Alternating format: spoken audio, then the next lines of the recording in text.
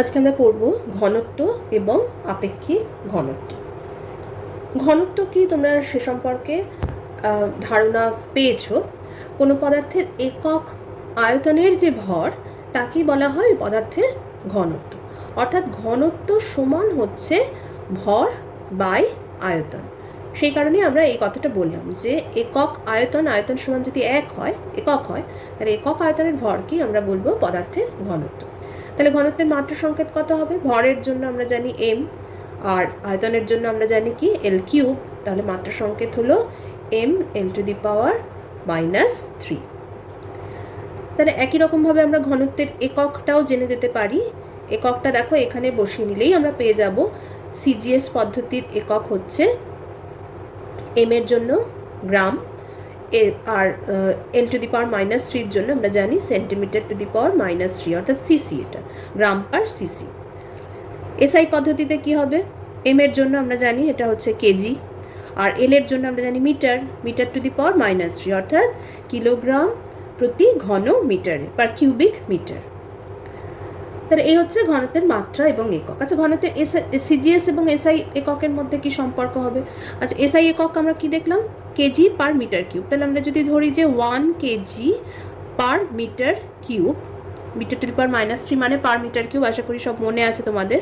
তাহলে এটা আসছে 1 কেজি বাই 1 মিটার কিউব। আচ্ছা, এটাকে একটুখানি আমরা কনভার্ট করে দিই যে গ্রামে।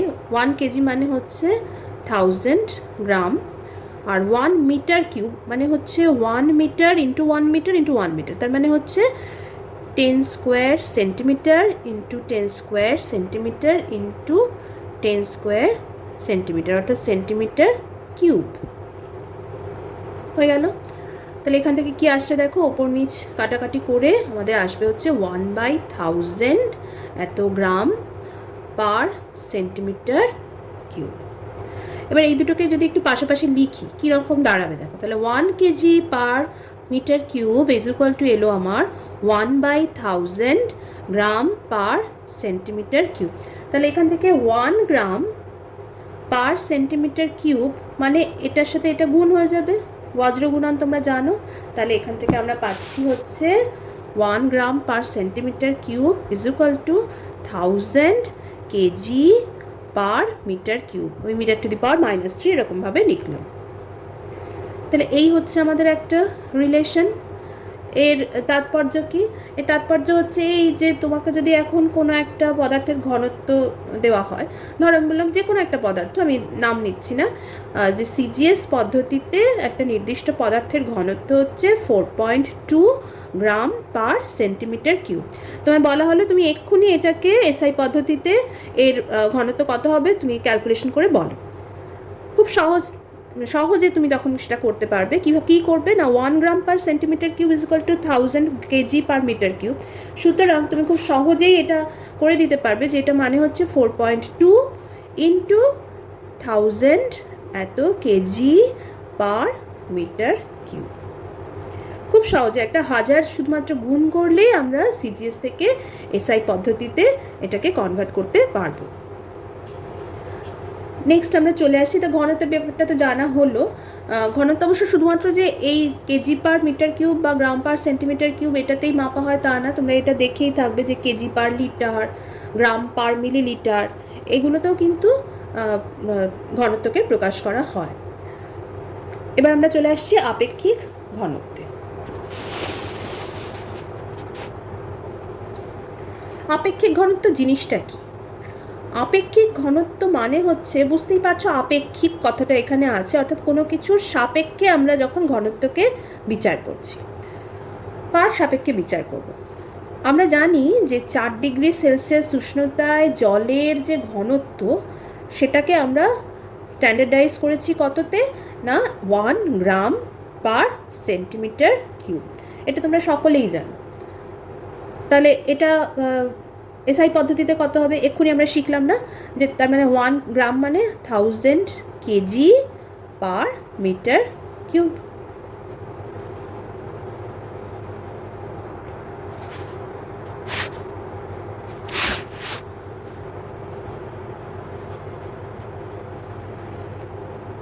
KG per metre cube. তাহলে এই দুটো আমরা জানি। যদি আমরা এরকম করতে পারি যে 4 ডিগ্রি সেলসিয়াসের জলকে প্রমাণ হিসেবে ধরলাম, ধরে তার সাপেক্ষে আমরা অন্য পদার্থের ঘনত্ব নির্ণয় করলাম, তাহলে সেই নির্ণীত ঘনত্বের মানকে আমরা আপেক্ষিক ঘনত্ব হিসেবে ধরব। অর্থাৎ এটা এরকম হবে, আপেক্ষিক ঘনত্ব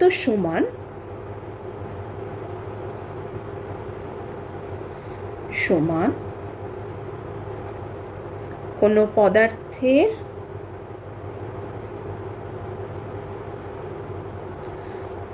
যে কোনো আয়তনের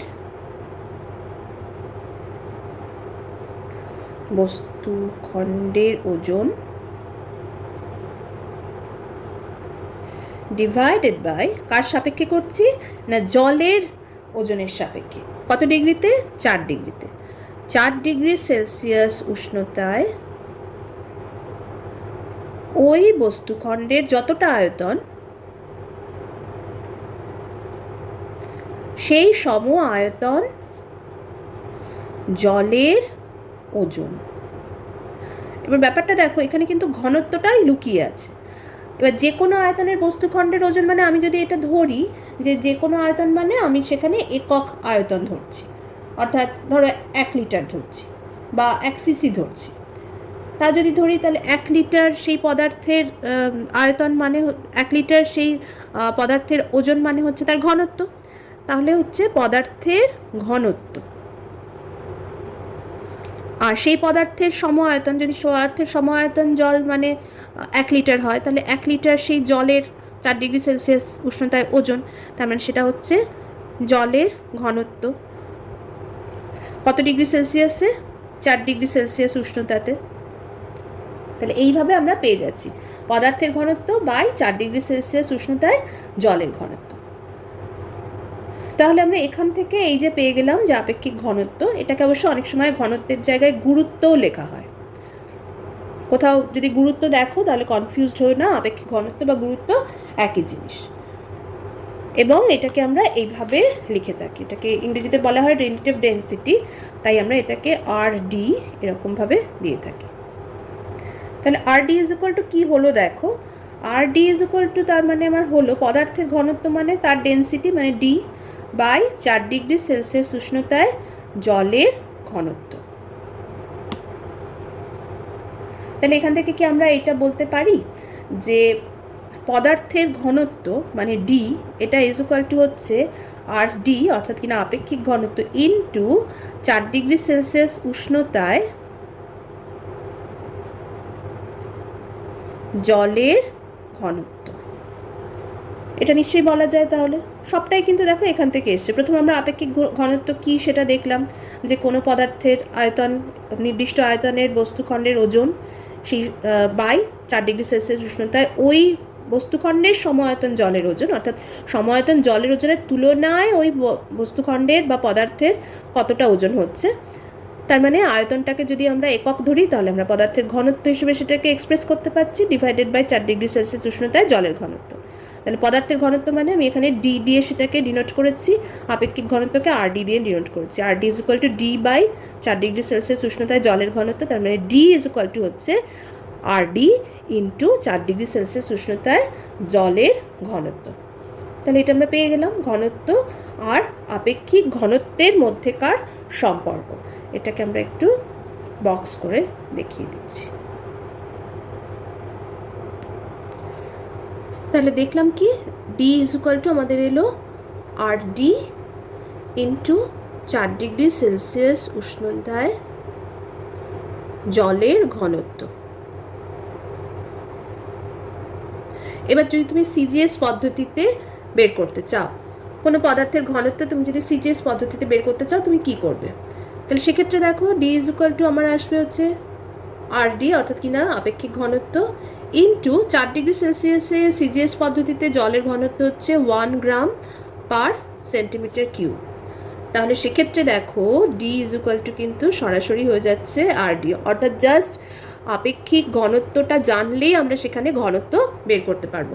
উদাহরণ হিসেবে আমরা বলতে পারি, যেমন ধরো রূপোর আপেক্ষিক ঘনত্ব হচ্ছে 10.8, তার এটা হচ্ছে আপেক্ষিক ঘনত্ব 10.8। এবার তোমাকে বলা হলো তাহলে এর ঘনত্ব কত সিজিএসে, তুমি সরাসরি বলে দিতে পারবে যে 10.8 গ্রাম পার সেন্টিমিটার কিউব, কারণ D is equal to R D. এই হচ্ছে আমাদের প্রথম ইনফারেন্স। দ্বিতীয় হচ্ছে এসআই পদ্ধতিতে কি হবে, এসআই পদ্ধতি অনুযায়ী ডি ইজ ইকুয়াল টু হচ্ছে আর ডি ইন্টু 4 ডিগ্রি সেলসিয়াস উষ্ণতায় জলের ঘনত্ব মানে হচ্ছে 1000 কেজি পার মিটার কিউব। তার মানে আপেক্ষিক ঘনত্বকে আমি যদি 1000 দিয়ে গুণ করি তাহলে আমি ঘনত্ব পেয়ে যাচ্ছি। তাহলে একই উদাহরণে কিন্তু আমি এটা বসাতে পারি। রূপার ঘনত্ব যেটা আমার সিজিএস পদ্ধতিতে এটা ছিল, সেখানে কিন্তু আমার এসআই পদ্ধতিতে চলে আসবে এটা 10.8 ইন্টু 1000 এত কেজি পার মিটার কিউব, অর্থাৎ 10,800 কেজি পার মিটার কিউব।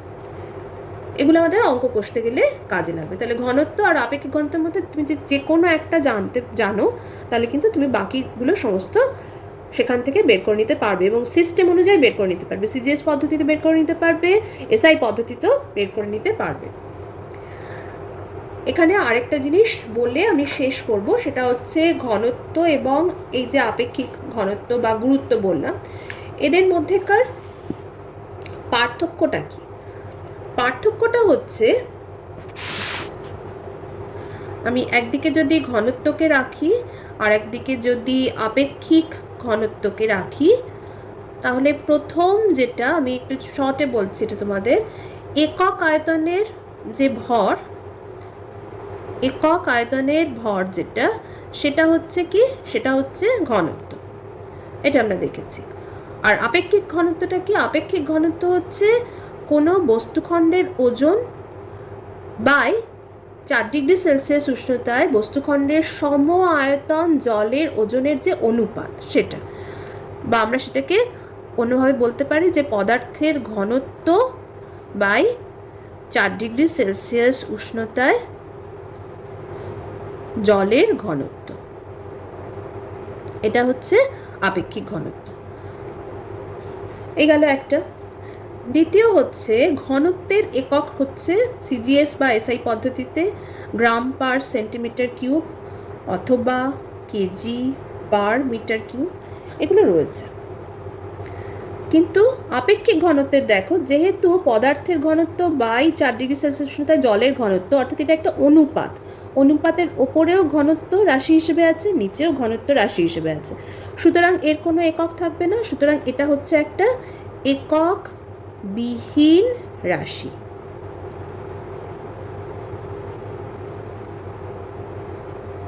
3 নম্বর, ঘনত্বের মান কিন্তু তোমরা এখন দেখেছো বিভিন্ন উদাহরণে, যেমন রূপার ঘনত্ব আমরা দেখলাম এখানে 10.8 গ্রাম পার সেন্টিমিটার কিউব, আবার এসআই পদ্ধতিতে হয়ে গেল 10,800 কেজি পার মিটার কিউব। তাহলে সেখানে পরিমাপের বিভিন্ন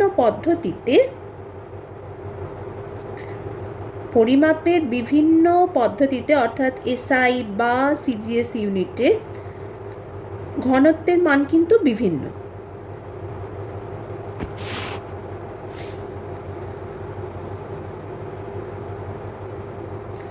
এটা একটা। কিন্তু পরিমাপের বিভিন্ন পদ্ধতিতে একই রকমভাবে আপেক্ষিক গুরুত্বের মান কিন্তু সমান, আপেক্ষিক ঘনত্বের মান কিন্তু সমান, অর্থাৎ সিজিএসেও যা হবে এসআইতেও তা হবে। তাহলে এই হচ্ছে মোটামুটি এই তিনটে হচ্ছে আমাদের পার্থক্য ঘনত্ব এবং আপেক্ষিক ঘনত্বের মধ্যে। আশা করি বুঝতে পেরেছো। না বুঝতে পারলে কমেন্ট সেকশনে কমেন্ট করে জানাবে।